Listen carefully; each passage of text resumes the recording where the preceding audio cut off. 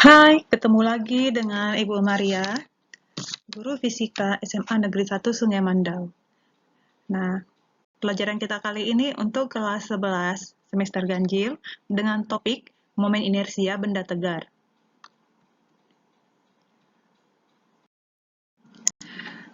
Nah, jika ada pertanyaan ya, dua benda dengan massa dan jari-jari yang sama, tetapi bentuk berbeda seperti gambar, menggelinding dari atas bidang miring.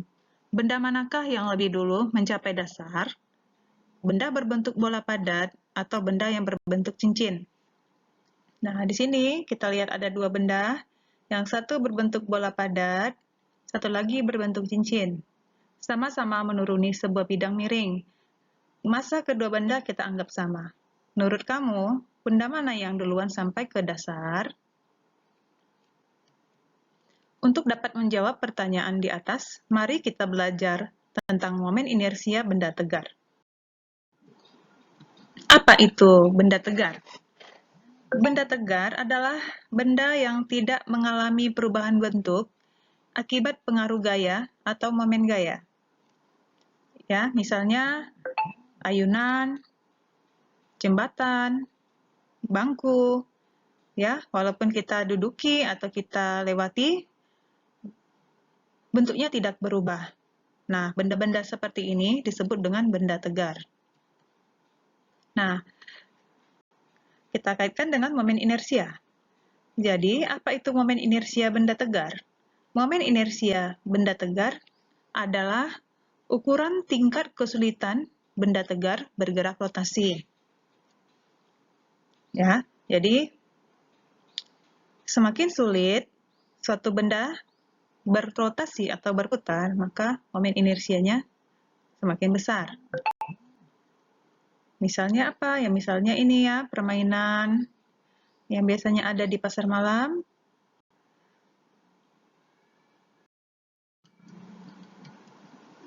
Kita kilas balik tentang momen inersia partikel.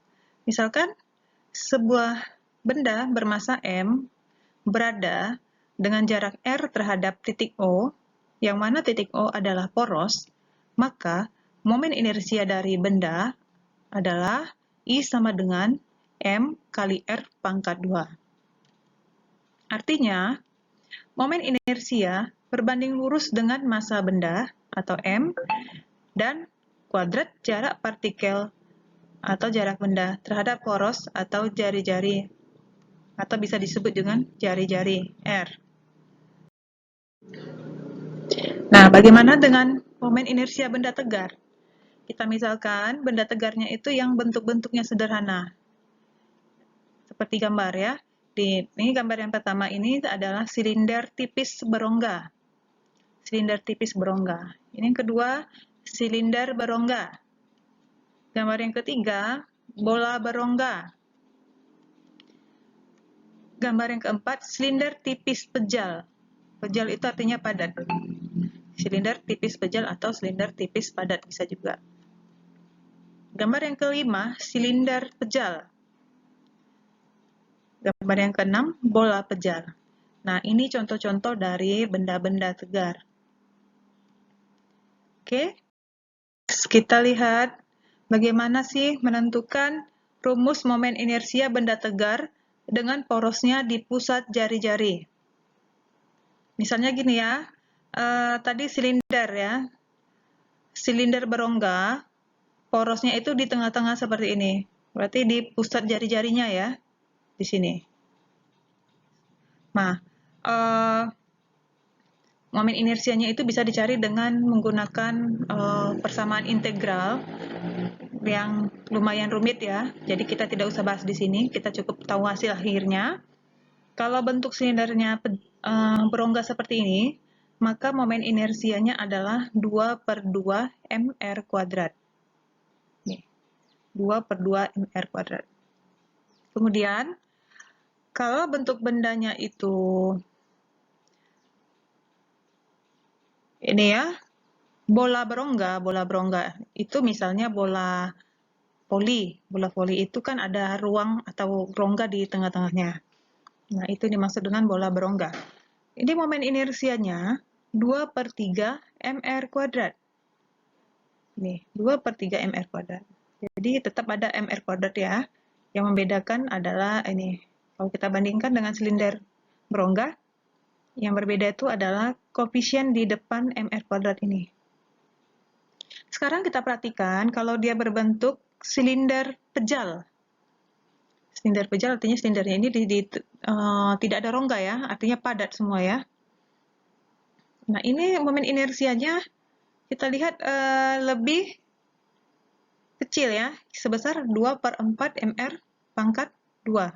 Kalau dibandingkan dengan silinder berongga, jauh lebih kecil ya, separuhnya. Nah, kalau buat dia bentuknya bola pejal ini seperti tolak peluru itu, dalamnya kan padat ya. Nah, ini momen inersianya adalah 2/5 mr kuadrat. Oke, ya. Jadi kita lebih kecil daripada momen inersia silinder pejal. Nah, ini kalau kita lihat lagi ya, untuk berbagai macam bentuk benda tegar, seperti silinder berongga, bola berongga, silinder pejal, bola pejal, itu mempunyai nilai momen inersia yang berbeda-beda. Tadi kalau untuk dia bentuknya silinder berongga, kita lihat di sini angka di depan nilai mr kuadrat itu adalah 2/2. 2/2 itu sama dengan 1. Sedangkan untuk ini, bola berongga 2/3, 0,6. Silinder pejal itu 2/5 atau 0,5. Dan bola pejal 0,4 atau 2/5. Nah, ini angka-angka yang ada di depan mr kuadrat ini kita sebut dengan koefisien ya, koefisien dari momen inersianya ya, atau K. Oke. Jadi K-nya itu urutannya seperti ini ya. 1 untuk silinder berongga, untuk silinder bola berongga K-nya 0,6. Silinder pejal K sama dengan 0,5, bola pejal K sama dengan 0,4. Nah, kenapa bisa berbeda-beda momen inersianya? Karena momen inersia akan berkurang jika lebih banyak masanya terdistribusi atau berada di dekat poros. Contoh seperti ini ya, ini porosnya, ya, ini bentuk bendanya itu apa ya, silinder tipis ya, silinder tipis. Nah, ini di sini kan rongga nih ya, tengah-tengahnya. Nah, ini masanya itu lumayan jauh dari pusat atau poros ya. Dan masanya terdistribusi di jarak yang tidak dekat dengan poros. Ini ya, yang warna biru ini masanya ya. Ke definisi ini tadi ya, jika ini ya, semakin banyak massa terdistribusi dekat dengan poros, maka momen inersianya semakin kecil. Nah, ini ya, kalau kita bandingkan dua gambar ini, massa pada silinder berongga itu lebih banyak yang berada jauh dari poros. Sedangkan kalau dia bola berongga, banyak partikelnya itu yang massanya, kita lihat di sini massanya itu, atau yang warna ungu ya, warna ungu itu dibandingkan tuh lebih dekat mana? Yang gambar kanan atau kiri yang partikelnya banyak berada dekat poros? Kalau kita lihat yang banyak dekat poros itu gambar yang kiri ya, dibanding gambar yang kanan. Sehingga momen inersia benda yang di kiri lebih besar daripada momen inersia benda yang di kanan ya. Oke.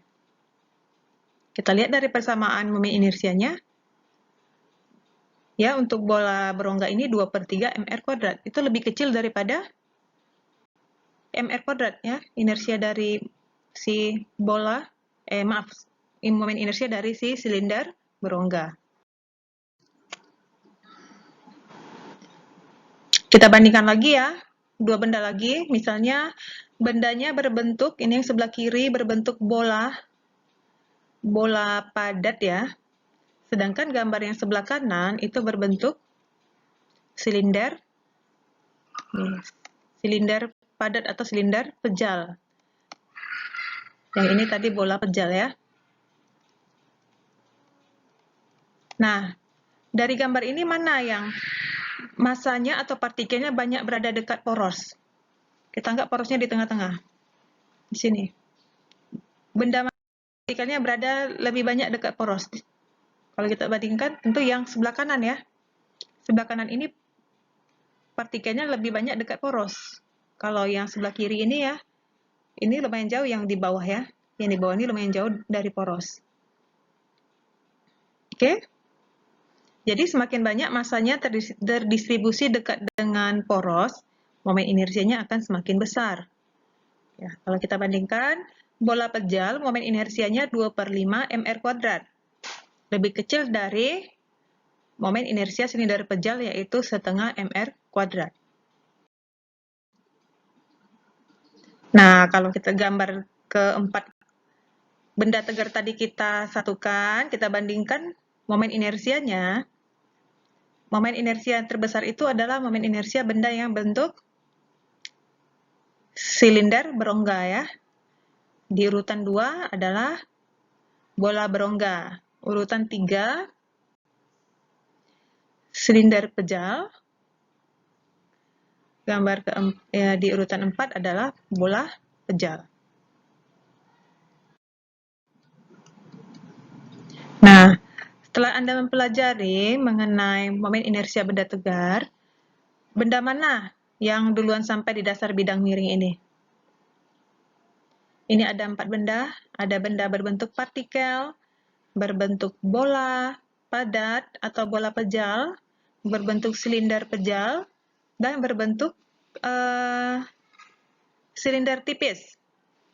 Benda mana yang jika masanya ini sama semuanya sama-sama M, duluan sampai ke sini, ke dasar bidang miring?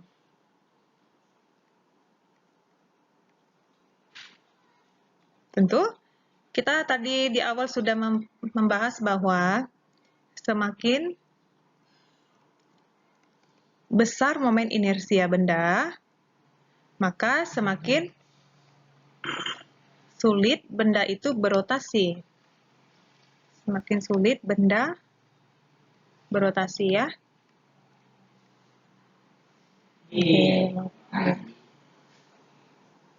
Semakin besar momen inersia benda, maka semakin sulit benda berotasi. Nah, kita bandingkan ya. Kalau partikel itu momen inersianya adalah,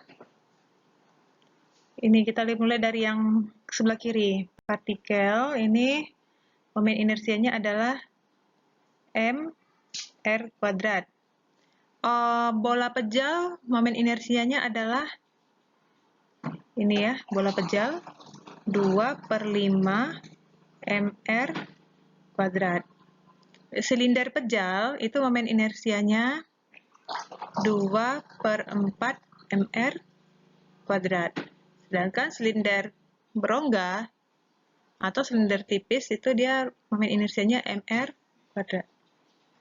Berarti yang semakin besar momen inersia benda, semakin sulit benda berotasi. Berarti kalau semakin kecil momen inersia benda, semakin gampang benda berotasi. Nah, bandingkan mana yang lebih kecil momen inersianya? Apakah partikel, bola padat, atau bola pejal, silinder pejal, atau silinder tipis? Nah, kalau kita urutkan, yang paling kecil momen inersianya adalah si bola pejal. Ya, ini 2/5 mr² itu ya. Di urutan 2 itu adalah si silinder ya, silinder padat atau silinder pejal itu 2/4 mr². Sedangkan Momen inersia silinder tipis dan partikel itu sama ya, sama-sama mr kuadrat. Nah, jadi ini yang paling kecil momen inersianya. Sehingga ya, benda ini yang lebih gampang atau lebih mudah berotasi. Jadi kembali ke pertanyaan sebelumnya. Dari keempat benda ini, benda mana yang akan lebih dulu sampai di dasar bidang miring? Ya tentu si bola pejal, karena momen inersianya paling kecil. Oke, demikian pembahasan kita mengenai momen inersia benda tegar. Semoga Ananda semua dapat memahami. Sekian dan terima kasih.